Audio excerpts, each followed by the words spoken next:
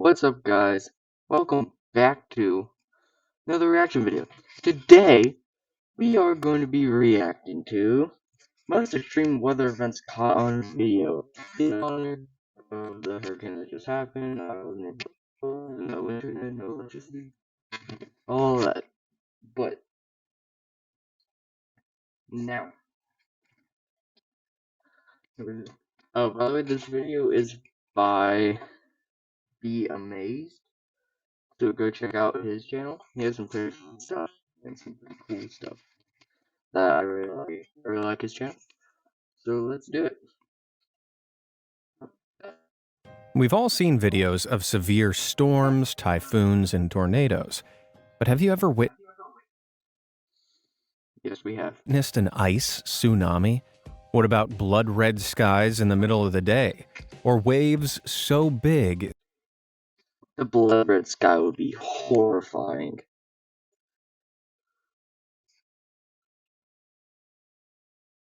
Oh, jeez. typhoons and tornadoes?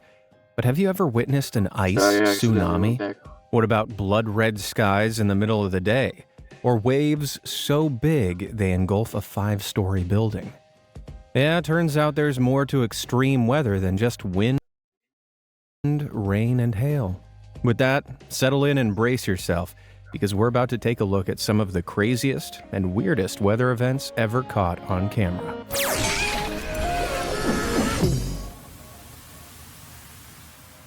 Cappuccino Sea. If you've ever visited the beach, you've probably seen a rogue patch of sea foam.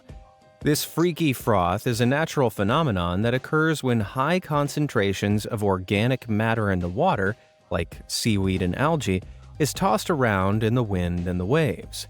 This traps air. I did not know that. That's pretty cool. I'm sorry, do you guys like how I have a habit of just pausing before I speak? Because I want y'all to hear me, but I also want y'all to hear the video. So you're not trying to like hear one or the other. Air into it, producing miniature bubbles that accumulate in the bizarre brown froth. It isn't usually harmful, but that doesn't mean seeing Froggy Beach in Australia turned into one giant cappuccino is any less unnerving. That just looks like a bunch of like cotton. You know, like a cotton farm or something like that. Is that a thing? Cotton farms?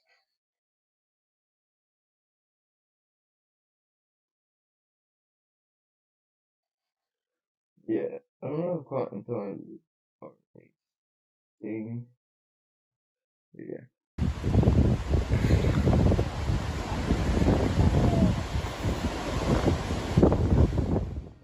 It may be natural, but that looks weirdly unpleasant. Not as unpleasant as what this guy's about to go through. Suds up.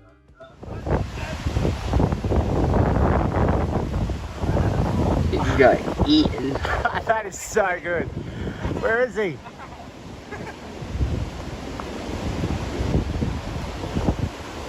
This is Just imagine being completely consumed by a load of dirty, frothy, salty foam that has the consistency of whipped cream. Ugh. While the majority of the sea foam isn't toxic, some countries, like the UK, dump large amounts of untreated sewage straight into their seas and rivers, which can create toxic froth on the waves. Seeing how it's almost impossible to tell the two types of foam apart, I think I'll stick to the sun loungers, thanks.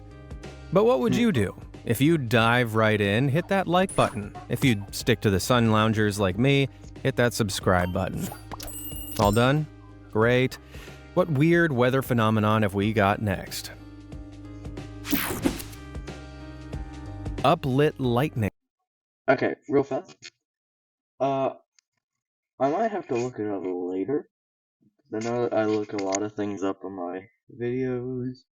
I don't know if you'll like that or not, so. No, I'm good. Doesn't lightning come up, like, come from the ground?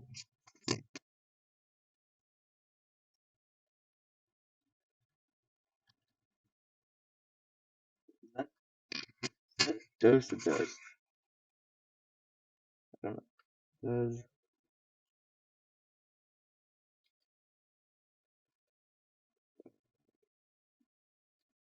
We'll do this. We'll just do this. Does what? Oh, that's okay. Right. Come from the ground. Right there. Yes, lightning can come from the ground. I don't know if it cloud to ground CG. Lightning comes from the sky down, but the part you see comes from the ground. Okay, so it goes into like the ground, but you can, I don't know, the actual like where you can see it is from the ground. We all know that lightning strikes start in clouds and either streak across the sky from cloud to cloud or hit the ground, right? But if that's the case, how do you explain this?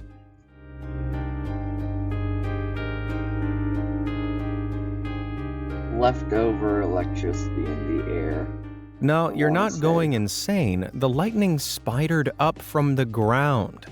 This is a phenomenon called upward lightning, one that scientists don't fully understand.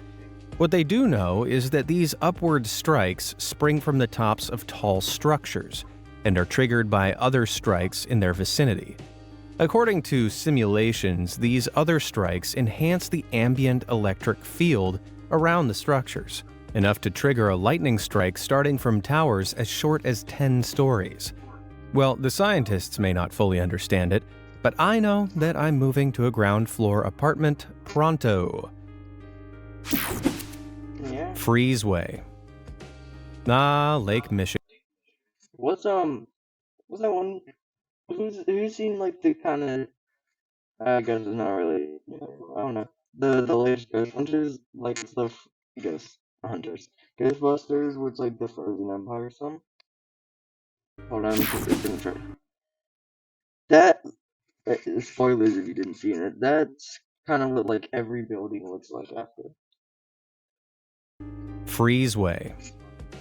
Lake Michigan, one of North America's 5 Great Lakes. With a mammoth 3,200 miles of shoreline, this lake is home to around 100 lighthouses.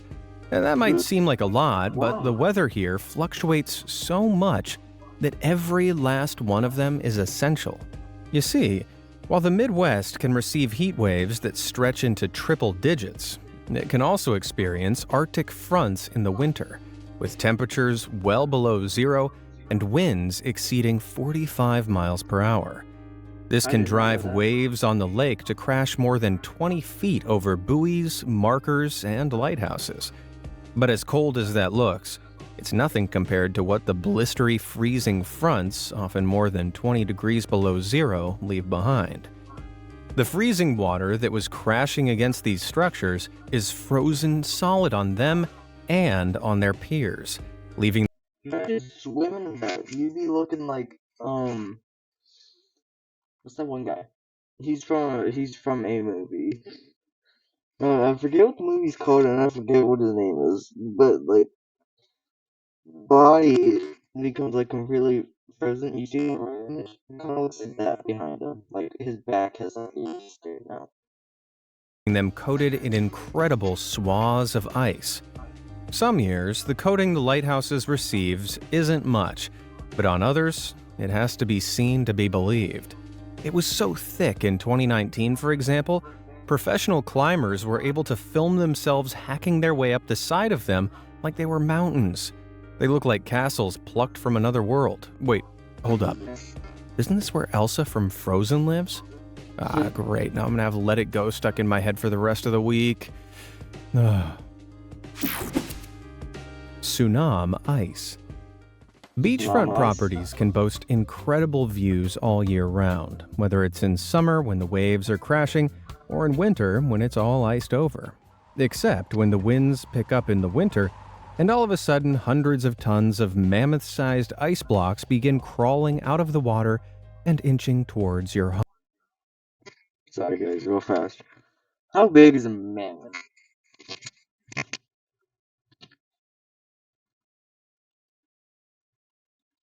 That's not that right?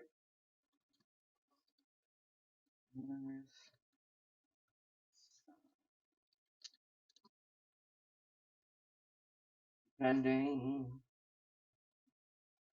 Okay, so like the size of an African elephant, 11.2 feet, 6 metric tons. So that's pretty big. Here's his channel, by the way, guys. Be amazed. Go check him out. I like all his videos. They're awesome. Home. Check out his channel. So those are some big ice blocks.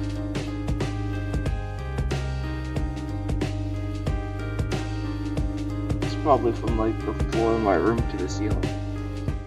Despite what it looks like, the ice doesn't actually have a mind of its own.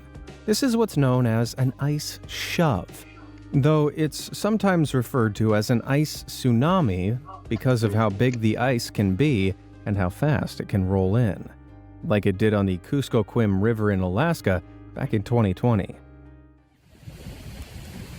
My Baden is catching the microphone. That's my fan. Yep, time to move. Let's roll. Get on. What? No, get on. I'm on. Woo! Ice shoves occur when strong winds or currents running underneath force the ice from the water's surface to shatter and pile up on the land. And while it might seem tempting to get close, be careful. In stormy conditions, there's no telling just how fast it might come rolling in, as the guy filming this ice shove on Lake Erie discovered.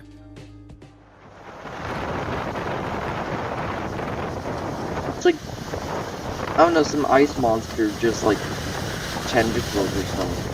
I'm trying to grab it. Oh my god, I can't believe. Did it just summon an ice carton? Ice carton? Milk carton? Where did that come from? Why was it there? Yeah, that was already there. Okay. Oh my god, I can't believe I actually got it. What?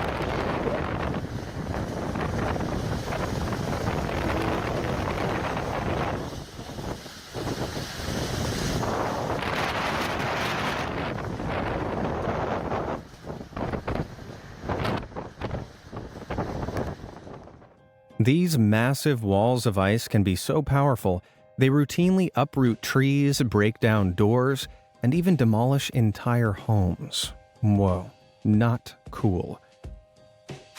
Dangerous. Wicked waves.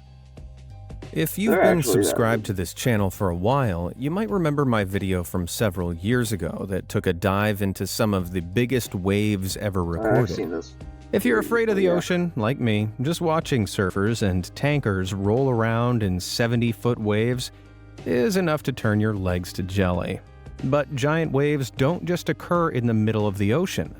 Back in 2015, Typhoon Chan-Hom terrorized the coast of East China with its 140-mile-per-hour winds whipping up waves at the coastal city of Wenling to a horrifying 5 stories high. These waves surged inland, flooding the coast and forced more than 1.1 million people to evacuate their homes. But this wasn't the last time scary storm waves of this magnitude tried to take on buildings along the coast. Back in 2020, the Mediterranean storm Gloria arrived on the shores of Mallorca with winds of 71 miles per hour. While not as severe as Typhoon Chan-Hom, they were still able to whip up waves more than 27 feet tall.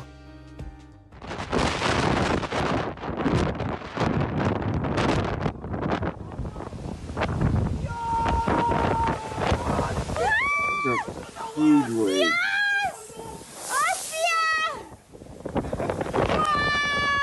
That could actually be dangerous if it's like really I do cold water. appreciate the relentless optimism of these guys, but if a giant wave literally washed over a 3-story building in front of me, I'd be running away from it, not towards it.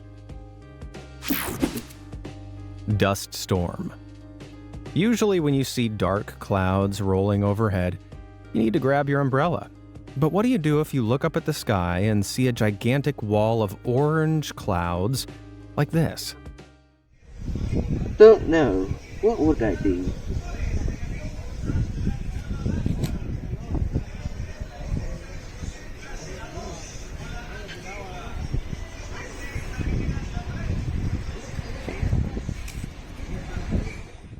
I don't think an umbrella is going to cut it here. Here being Diego de Almagro in Chile back in March 2022. This isn't any normal storm. It's a dust storm. Sometimes called a sandstorm, these ominous phenomena arise when strong wind fronts blow loose sand. What's that one movie? The guy's like running away from one of those. I think it's like Mission Impossible or something like that. Sand or dirt from a dry surface, like a stretch of land or desert He's like after running a drought. away from one of those. This accumulates in dense wall-like clouds that can measure up to 37 miles high. And while an approaching storm looks terrifying, being inside one is something else. What's that one game? Sorry, I keep pausing. What's that one game where like everything is in this like orange haze or something like that?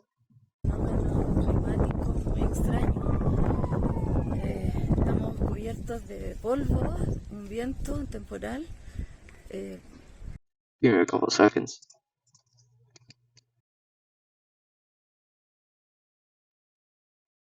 Okay, favorite Pokemon right here. Snorlax. Off topic, but yeah.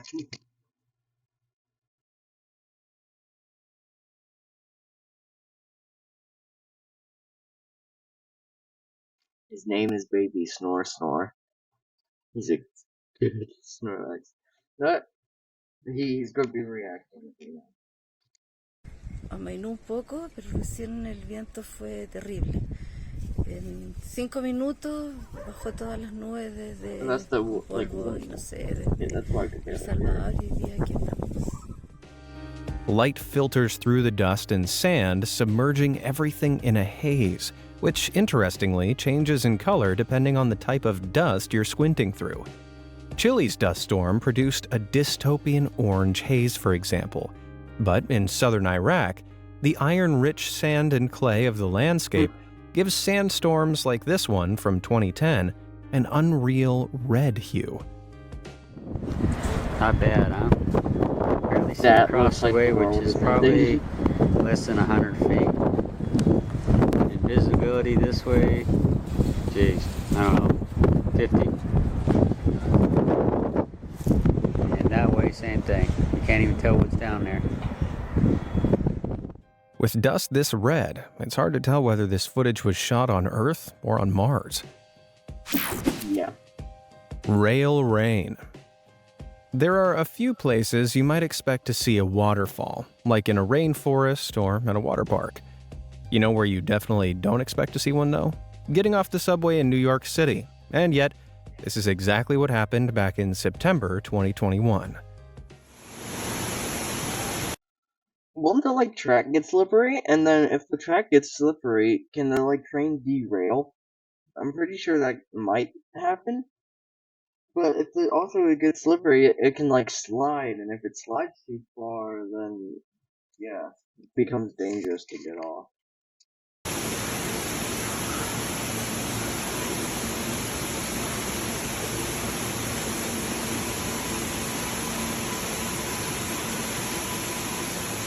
I'm also pretty sure they're like automatic too. So you kind of have to get off. Ooh, that door right there is showing like you're getting off of that.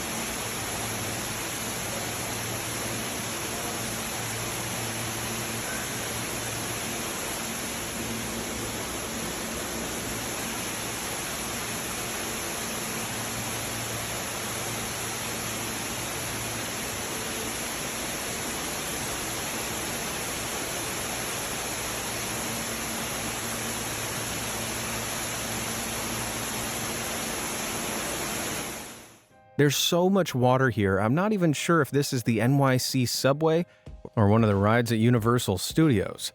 all looks jokes like it'd be a aside, ride. this catastrophic cascade was the result of Hurricane Ida, which dumped 3 inches of rain on New York in just over an hour. Now, this was a big problem because New York's sewage system is only designed to handle 1.75 inches of rain an hour at best. This caused flash flooding throughout the city. But with that in mind, I'm not sure what I'm more impressed with. The fact that the trains were still running, or that people were willing to leap out of the train and into the waterfall.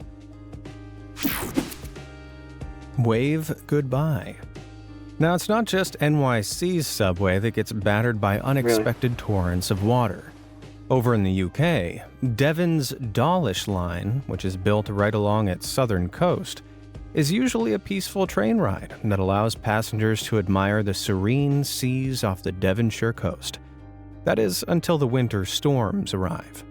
Back in 2014, for example, 70-mile-per-hour storm winds whipped up some 30-foot waves and battered the trains that were still running along the line.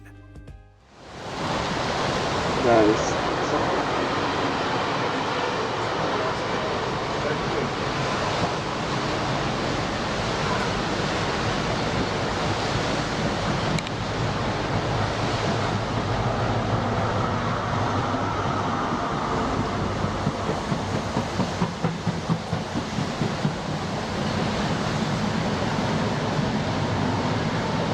That's it. These were some particularly powerful waves, one that ended up almost completely destroying a short stretch of shoreline railway. More than £35 million was needed to repair the line, along with a further £80 million to repair the seawall. 80 million?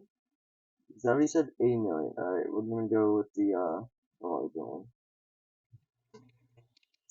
What is 80 million?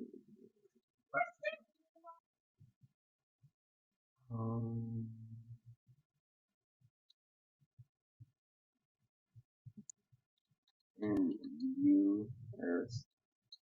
Standing for US dollars, by the way. Is that 106.7? Not 80. Not 80 pounds. 80 million pounds.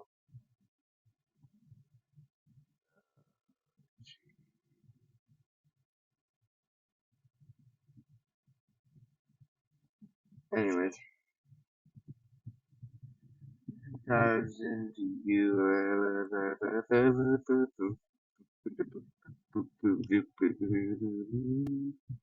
Anyways, something like that. Protecting it, but that still wasn't enough. In 2020, a huge storm wave struck one of the trains with so much force, it smashed the windows and injured several passengers on board. Today, storms still continue to threaten the line, like Storm Bara did back in 2021, raising massive waves that the new and improved seawall simply couldn't stop.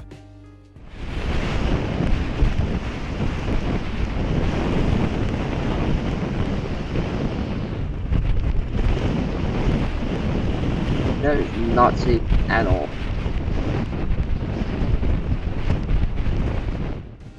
Yikes. Looks like those improvement plans might have been derailed. Stunning supercells. That was a pretty bad joke. Now, there are showers, there are storms, and then there are supercells.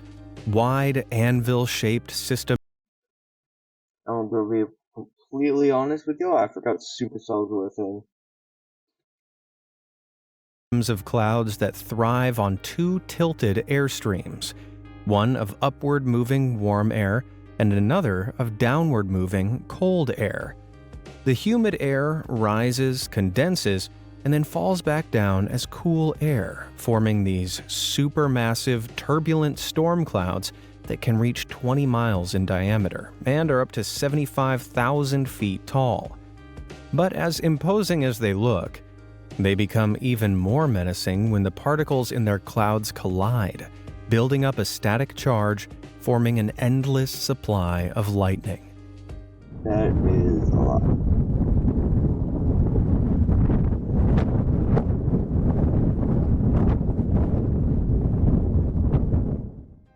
Not sure whether I should be afraid or in awe.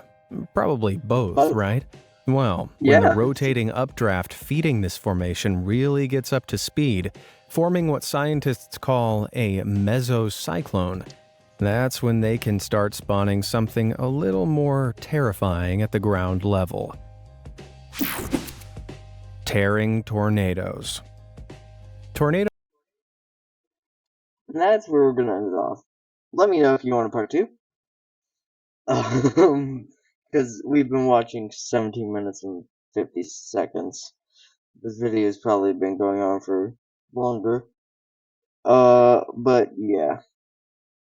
Oh, let me know. I